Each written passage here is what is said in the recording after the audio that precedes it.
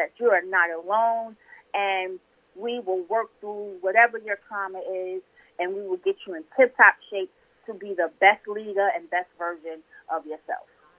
Wow, that is amazing. Thank you so much for sharing all this. And each and every show, you actually, you have great topics to focus on. What did you have in mind for us today?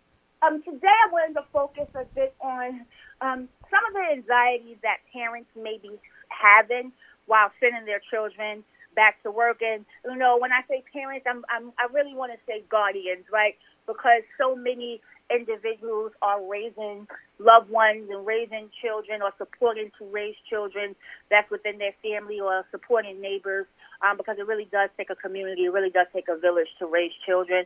But in this season of all the different varieties of epidemics that's going on, right? It's very taxing on the individual mind. It's very taxing on the unknown and what you don't know your kids are walking into and going into school. So I kind of wanted to talk a bit about that and how that can manifest its way into deficit thinking on the while you're at work, right? Because you don't stop being a guardian or a parent once you clock in at work. Any parent knows that, or any guardian knows that. Yeah. You definitely don't turn that off, right? So what happens is you're at work and you have all these troubles and all these worries happening while you're at work, and then it plays itself into showing into your work where you may be uneasy or just unconscious, unavailable, right? And so what happens is it can manifest and show itself to a point where you're maybe dropping the ball at work, or maybe you're not being the most productive version of yourself. So I wanted to talk a little bit of ways to navigate through that. Let's do it. I'm here. I'm listening. I'm ready to talk. And I hope you guys are. Don't forget, goldminethoughts.com. What other form of contact can we reach you just before we begin?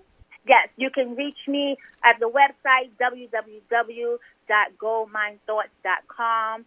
You can email info@goldmindthoughts.com, or you can follow me on all social media platforms at Coach Barnes GMT.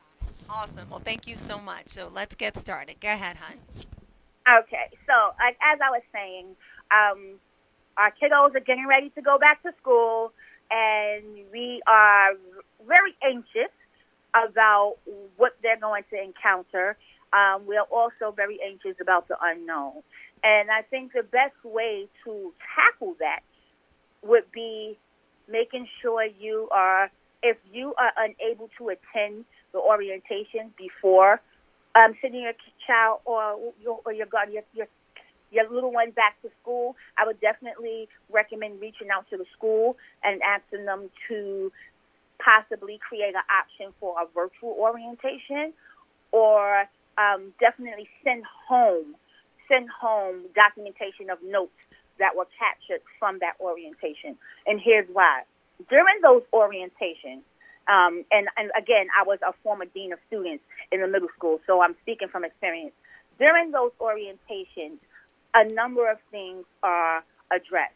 One, any new changes to uniforms, any new changes to school codes, any new changes to behavior expectations, code of conduct.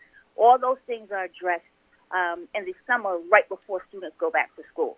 And a lot of times they make minor tweaks based on what happened or instances that happened the previous year.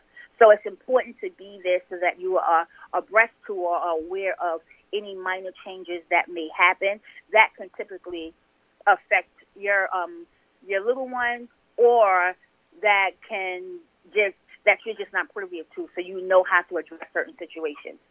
Another thing that is covered in there is any new health codes or any new expectations or rulings that were given by the CDC, whether your child goes to a private school or whether your child goes to a charter school or a public school, those things are still covered there.